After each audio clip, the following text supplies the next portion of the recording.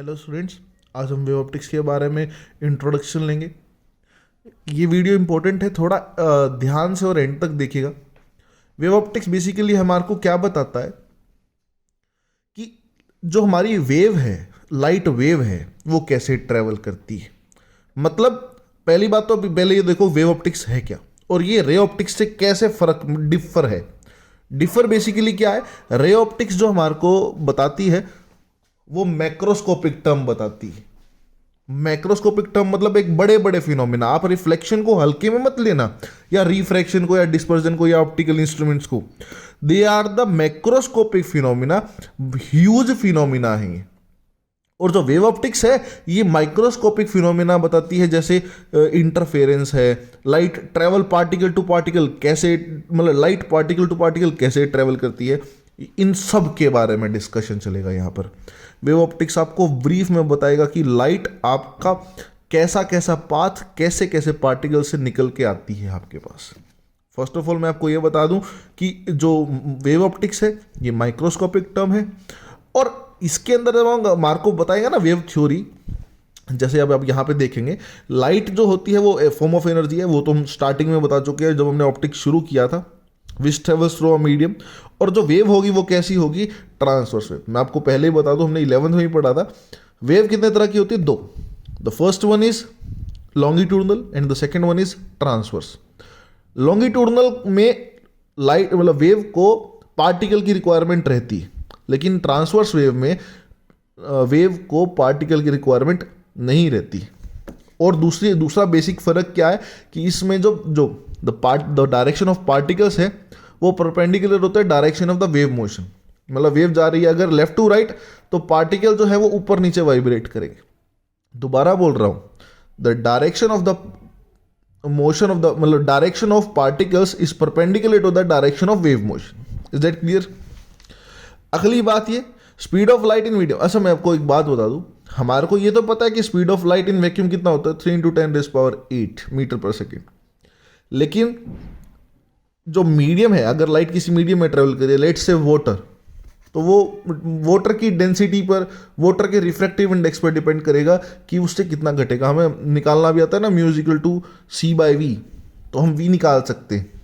वो V किस पे, वो V कैसे कैलकुलेट करेंगे, जब हमारे को म्यू पता होगा। तो जो स्पीड ऑफ लाइट है वो बेसिकली किस पे डिपेंड करती है, मटेरियल के नेचर के ऊपर, मीडियम के नेचर के ऊपर। फिर हमारे पास आई quantum theory. Quantum theory basically Einstein ने दी। आइंस्टाइन ने दी अगर हमारे पास एक सोर्स है, उसमें से लाइट निकल रही है, तो उसमें से पार्टिकल्स निकल रहे हैं, और वो पार्टिकल्स को हम क्या बोल देते हैं, फोटोन। उन फोटोन्स के पास कैसी एनर्जी होती है, क्या एनर्जी, एनर्जी का फॉर्मूला क्या होता है, hν। इस h के बारे में बता दूं, h is a Planck's constant and new is the frequency here. ठीक है, इसकी वैल्यू 6.64 × 10⁻⁻34 कांस्टेंट है ना, फिक्स्ड वैल्यू है। और फ्रीक्वेंसी और एनर्जी हमें, अगर फ्रीक्वेंसी दे रखा है तो एनर्जी कैलकुलेट कर लेंगे, एनर्जी दे रखी है तो फ्रीक्वेंसी कैलकुलेट कर लेंगे। जनरली फ्रीक्वेंसी दे रखी होती है। क्लियर? इसके बाद हम बात करते हैं, अब हम वेव ऑप्टिक्स के अंदर अगर हम पहले कॉन्सेप्ट की बात करें कि हमें करना क्या है, तो हमारे पास आता है वेव फ्रंट। वेव फ्रंट हमारे को बताता है कि आपका जो वेव है उसका फॉर्मेट क्या होगा, पार्टिकल्स की जो मोशन है वो कैसा होगा। क्लियर? जैसे कि फॉर एग्जांपल मेरे पास एक सोर्स है, पॉइंट सोर्स बोल दीजिए, ठीक है, उसमें से लाइट निकलेंगी चारों दिशाओं में।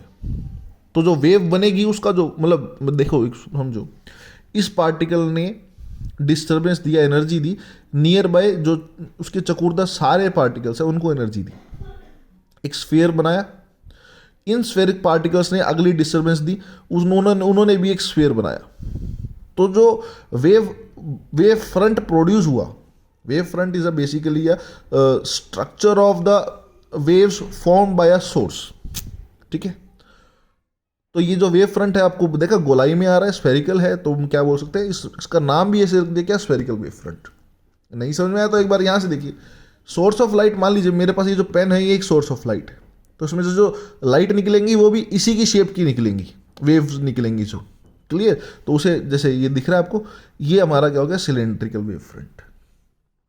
अब थर्ड है प्लेन वेव फ्रंट। इसके अंदर हमें समझना क्या है, बेसिकली हमें नहीं पता है कि सोर्स कौन सा है और सोर्स है कहाँ पे। जब सोर्स काफ़ी दूर होता है और ये भी नहीं पता होता सोर्स कैसा होता है, तो जो वेव फ्रंट प्रोड्यूस होती है वो कैसी होती है, plane wave front. They comes parallel to us, है ना, पैरेलल आ रही है, तो उन वेव फ्रंट को भी एक नाम दे दिया गया, क्या, प्लेन वेव फ्रंट।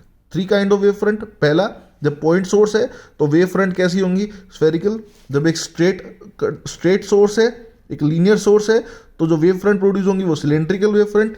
और जब सोर्स बहुत दूर है और सोर्स का शेप नहीं पता कैसा है, तो हम क्या बोलेंगे, जो रेज है पैरेलल आएंगे आपस में, तो हम क्या बोलेंगे उसे, plane wave front. Plane wave front basically ऐसा बनाया जाता है,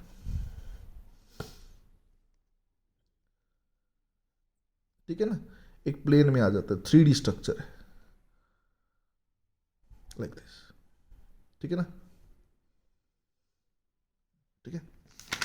इसके बाद कौन आया, इसके बाद आया हमारे पास हाइगन। हाइगन ने ही थ्योरी दी हमारे को वेव की, और इसके अंदर इसने एक छोटी सी बात की, पहले आप इसको समझ लो, उसके बाद हम इसको रीड कर लेंगे। ये इसका प्रिंसिपल पहले समझ लीजिए। दिस इज अ सोर्स, मान लीजिए पॉइंट सोर्स है, इसने डिस्टर्बेंस दी अपने नियर बाय पार्टिकल्स को, तो जो वेव फ्रंट प्रोड्यूस हुआ वो कैसा हुआ, स्फेरिकल वेव फ्रंट प्रोड्यूस हो गया। तो जो वेव फ्रंट प्रोड्यूस हुआ, स्फेरिकल वेव फ्रंट, उस पहले वेव फ्रंट को हमने नाम क्या दे दिया, प्राइमरी वेव फ्रंट। क्लियर। अब ये वेव फ्रंट क्या करेगा, ये पार्टिकल्स जो एनर्जी इन्होंने ली थी इस सोर्स से, ये आगे एनर्जी ट्रांसफर कर देंगे, और जब इनके पास पहुंचेगी तो इनके लिए सोर्स कौन होगा, प्राइमरी। मतलब देखो, इनके लिए सोर्स था ये खुद, तो उसको हमने क्या बोल दिया, प्राइमरी। प्राइमरी ने डिस्टर्बेंस या एनर्जी दी किसको, अगली वेव फ्रंट को, अगले पार्टिकल्स को, तो इनके लिए सोर्स कौन हुआ, ये खुद, ठीक है ना। मतलब देखो, इनके पास एनर्जी दी इसने ना, इसने तो नहीं दी ना, तो इसके लिए सोर्स कौन, ये। अगला एक वेव फ्रंट भी बना दूंगा ना, तो इनके लिए सोर्स कौन, ये सेकेंडरी। क्लियर। तो ऐसे ऐसे ये एक तो एक कर्व भी कम हो जाता है, बिल्कुल स्ट्रेट हो जाता है आगे आने वाले टाइम में। मतलब जैसे ये आगे फॉरवर्ड होगा, तो आगे आने वाले टाइम में जब ये देखेंगे ना, तो एक प्लेन वेव फ्रंट ही बन जाता है। इनिशियली फेज में आपको पता चलता है कि इसको शेप कैसा है, लोकस कैसा है, लेकिन आने वाले टाइम में ये सब पैरेलल्स ही हो जाते हैं। इसीलिए जब सोर्स बहुत दूर होता है, तो इसीलिए उसको प्लेन वेव फ्रंट बोल दिया जाता है, वेव्स को। अब इसकी थ्योरी कहता है, every particle on a given wave front called primary wave front, ठीक है ना। जो पहली वेव फ्रंट है वो क्या बनेगी, प्राइमरी। और प्राइमरी क्या है, वो कैसे एक्ट करेगी, as a source of new disturbance, कि वो क्या फॉर्म करे, एक सेकेंडरी वेव फ्रंट प्रोड्यूस करे, और सेकेंडरी टर्सरी प्रोड्यूस करेगी, मतलब थर्ड वेव फ्रंट प्रोड्यूस करेगी, वो फोर्थ, वो फिफ्थ, वो सिक्स, ऐसे ऐसे वेव बनती जाएगी, और वो ट्रेवल करेगी काफ़ी दूर। Is that clear. तो ये बेसिक थ्योरी। और जो इसकी सेकंड स्टेटमेंट है वो क्या कहती है, कि जो वेव है वो हमेशा कैसी डायरेक्शन में मूव करेगा, फॉरवर्ड डायरेक्शन मूव करेगा, वो बैकवर्ड डायरेक्शन में कभी मूव ही नहीं करेगा। Clear. So this is the basic introduction of the chapter. अब हम नेक्स्ट लेक्चर में हाइगन्स प्रिंसिपल ने जो है ना प्रूफ दिए हैं, लॉ ऑफ रिफ्लेक्शन के, वो हम डिस्कस करेंगे। क्लियर। यहां तक कीजिए, इसके बाद हम नेक्स्ट क्लास में करेंगे।